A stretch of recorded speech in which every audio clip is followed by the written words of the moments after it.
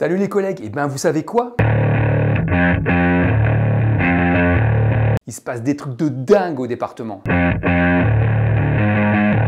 Alors installez-vous bien confortablement, il y a beaucoup de choses à dire. On s'est pris un quart d'heure pour faire le tour de la situation et tenter de comprendre ce qui nous arrive à toutes et tous. Non mais là, on a franchi un cap là. Il se passe vraiment quelque chose et ça s'est d'ailleurs très bien vu le 6 février dernier. Arrête, t'es foutu, les éducs sont dans la rue. Un cri de colère directement adressé au président du département. Plus de 1300 travailleurs sociaux défilent pour soutenir la prévention spécialisée. Outre la prévention, c'est toute la chaîne de la protection de l'enfance qui souffre dans un département où 12 000 enfants sont placés. Éducateurs, assistants familiaux, juges pour enfants rassemblés sous les fenêtres du président du Nord.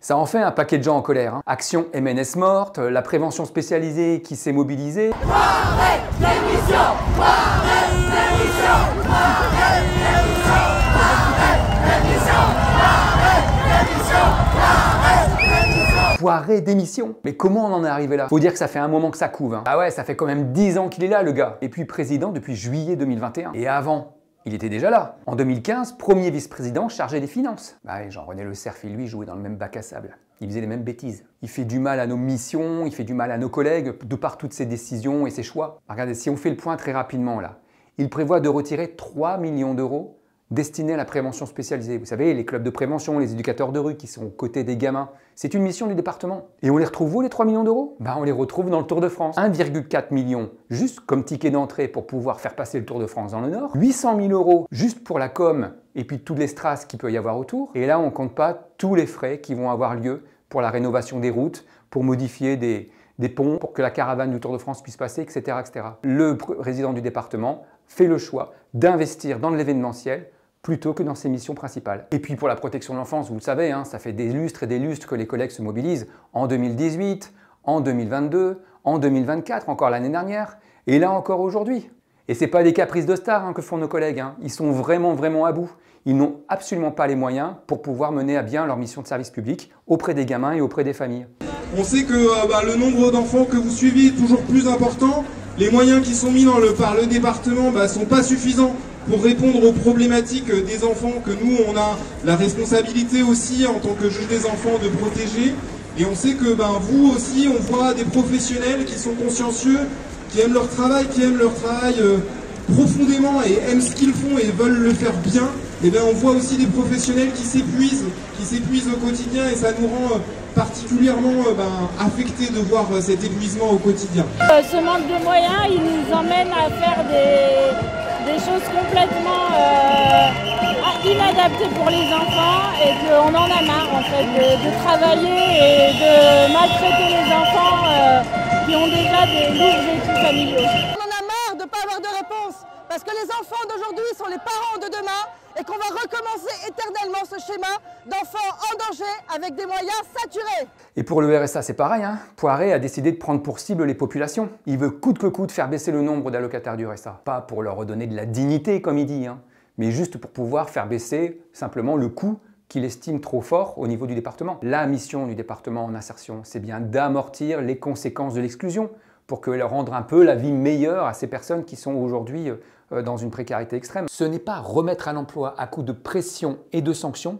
qui prive par ailleurs la personne de tous ses revenus de subsistance. Non, vraiment, toutes les décisions que peut prendre Poiré et son exécutif, c'est uniquement des choix financiers qui sont finalement des choix politiques. Quand on doit gérer un budget, c'est avant tout des choix politiques. On est bien d'accord. On est bien d'accord.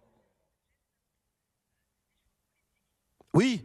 Il y a l'événementiel avec la flamme et puis le Tour de France. C'est pas un investissement anodin, c'est un investissement surtout pour rendre les nordistes heureux, pour qu'ils puissent profiter de ce relais de la flamme.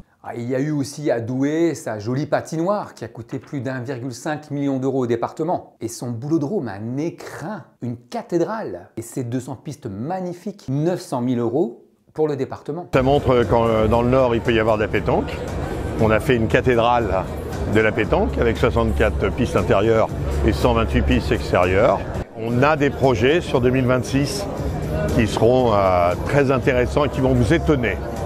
J'en suis certain. Ah ouais, on en est certain, ouais. Il y a aussi toutes ces subventions qu'il distribue aux élus locaux. Regardez, rien qu'à Lovaplanck déjà, l'année dernière, le gars a décidé de donner une subvention du département à la mairie de Lovaplanck pour restaurer la chaudière de la mairie et de l'école où travaille sa femme. 25 000 €. En tout, sur les 18 derniers mois, c'est 580 000 € de subventions du département qui ont été donnés à Lovaplanck. Lovaplanck, c'est sa commune, hein. C'est là d'où qu'il était maire. Et si on devait regarder sur l'ensemble du territoire de Douai, on hallucinerait. Hein. Regardez, parce qu'il est président du département, mais il est aussi président de la communauté d'agglo de Douai. Par exemple, il a décidé de financer un parking de 600 places dans le quartier d'affaires et d'activités tertiaires haut de gamme situé à Douai. 1,5 million €. C'est pratique, hein, le cumul des mandats, ça permet de taper dans toutes les tirelires, tout en disant qu'il n'y a plus assez de sous pour faire ce que le département est normalement obligé de faire. Les choix financiers, ce sont des choix politiques. Bon, il y a ces choix, mais aussi la forme. Hein. Et là, dans le domaine, on n'est pas à une bêtise près. Hein. Le moment est beau et je l'apprécie à sa juste valeur. On n'arrivera pas à ne pas avoir un enfant pas placé. Je veux dire, il ne faut pas non plus rêver, je veux dire que ce soit très clair. On est vraiment vernis. Hein. Il y a certaines maisons où les enfants viennent passer 3 mois, on les déconnecte pendant 3 mois de leur famille pour qu'ils se remettent à niveau, si je peux m'exprimer ainsi, je veux dire au niveau de leur comportement, au niveau de la vie, pour qu'ils puissent repartir proche de leur famille. C'est du brutal. Alors après, je veux bien, ceux qui font les rapports, là, vous les appelez comment, ceux-là? La protection de l'enfance.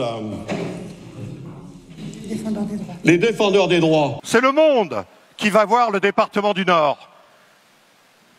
Attendez, c'est important. Mais dans le département du Nord, il y a des beffrois, il y a des géants, il y a des frites, il y a de la bière. Vous savez quelle différence il y a entre un con et un voleur? Non. Un voleur, de temps en temps, ça se repose. Ce que je souhaite, c'est que ce soit un moment où les nordistes puissent avoir leur ferveur. Le président du département, il a la chance d'avoir une team. Mais lequel est-elle? Et je souhaiterais que vous veniez à côté de moi, Lionel Crutel, directeur de cabinet. Mais comment cela? Et les CDD dans la maison, c'est pas open. Voilà, donc j'assume complètement. Tout le monde n'a pas cru que j'allais signer les CDD. Voilà. J'ai bien entendu. Je veux dire, mais il y a des endroits où des fois on peut se demander surcharge de travail. On n'embauche pas des CDD dans le privé à chaque fois qu'il y a une surcharge de travail. Des fois, il y a les agents qui se partagent également la surcharge de travail.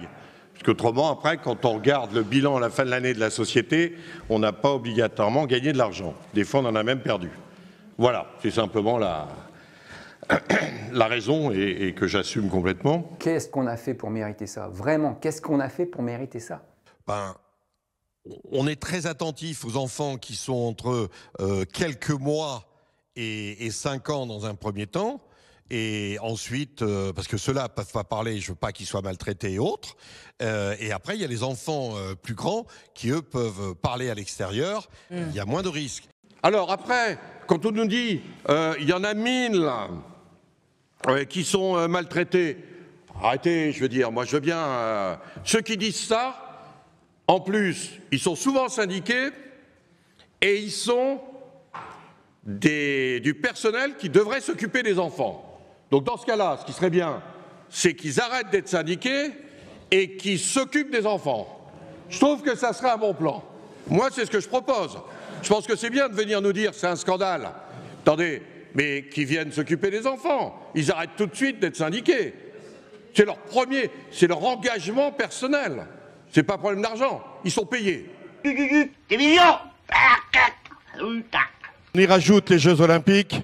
En même temps, il y a le Tour de France. Et c'est ça qui est superbe. Et aujourd'hui, je vais vous dire, c'est une grande, grande joie de vous avoir ici.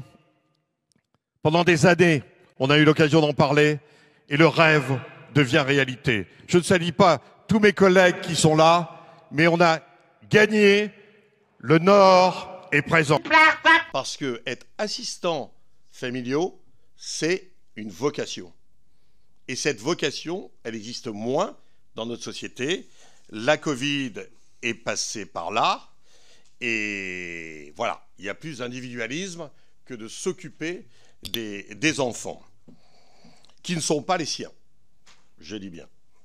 Alors, aujourd'hui, c'est un peu bizarre. On a plus d'enfants de l'aide sociale à l'enfance quand dans le département du Nord, on perd 5000 enfants par an dans les écoles primaires.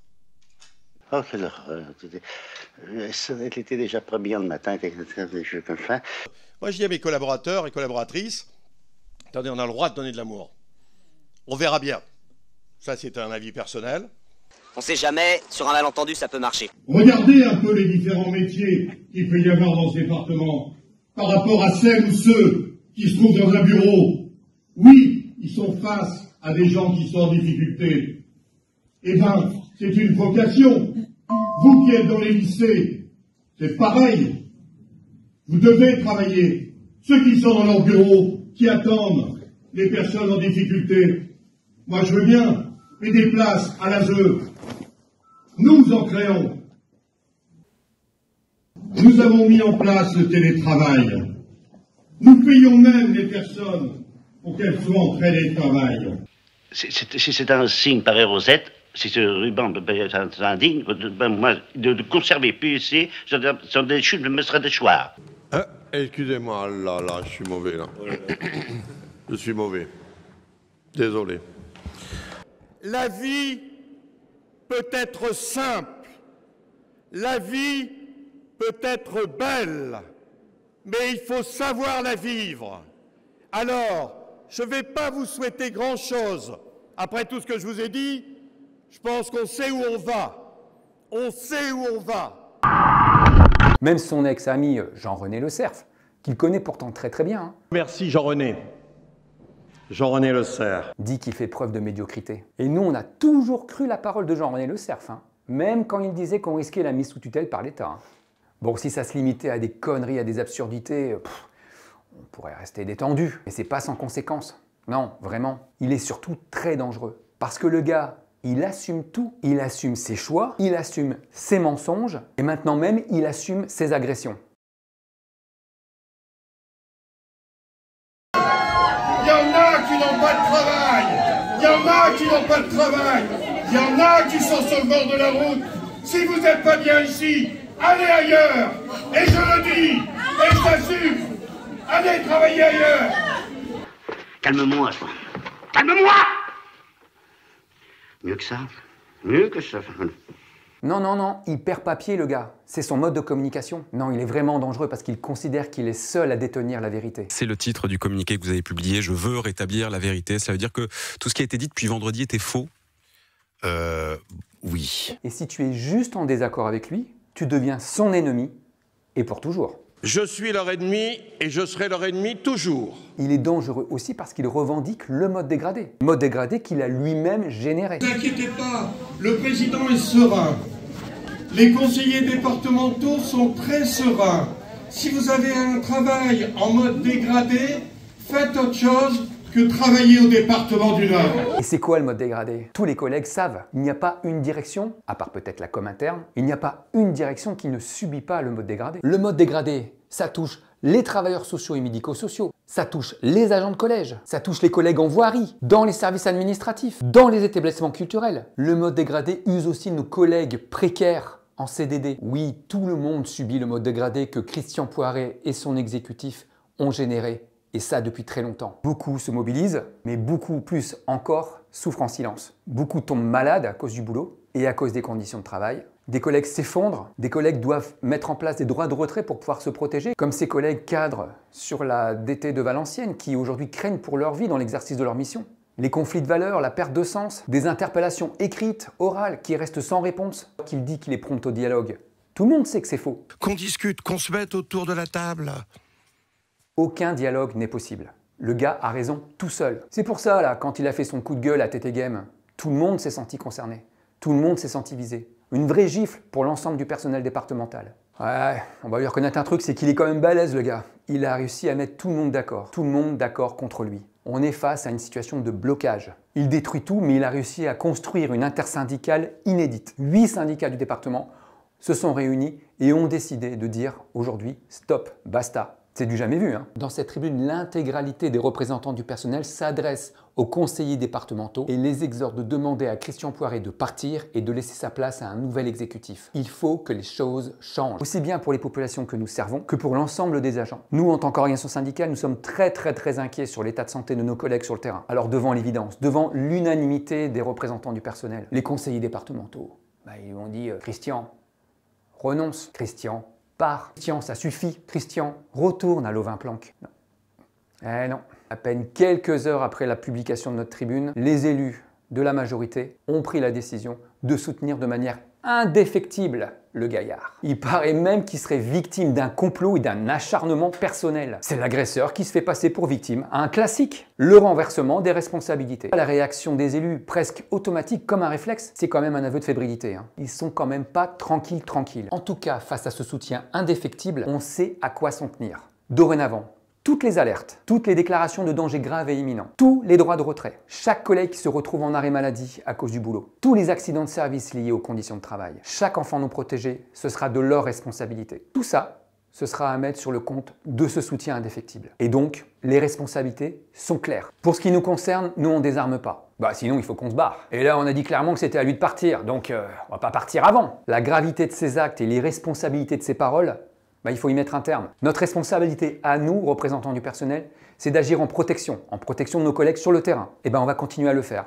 Et puisque là maintenant tout le monde l'a démasqué, plus personne aujourd'hui ne peut imaginer attendre quoi que ce soit de cet individu. D'ailleurs, plus personne ne peut imaginer attendre quoi que ce soit de la majorité qui refuse de changer de politique, de changer de ton. Bref, il va falloir qu'on compte que sur nous-mêmes, la force du collectif. Et peut-être qu'au-delà même de nos mobilisations, il faudra que la justice s'en mêle. Pas de quoi donc être confiant pour vous, pour l'avenir. On est toujours optimiste, parce que nous, c'est notre service public, et on pense qu'il partira avant nous. Donc voilà, lui, il est de passage. C'est la seule chose, c'est là où il faut qu'on soit fort, c'est de faire en sorte qu'il ne le détruise pas plus qu'il l'a fait.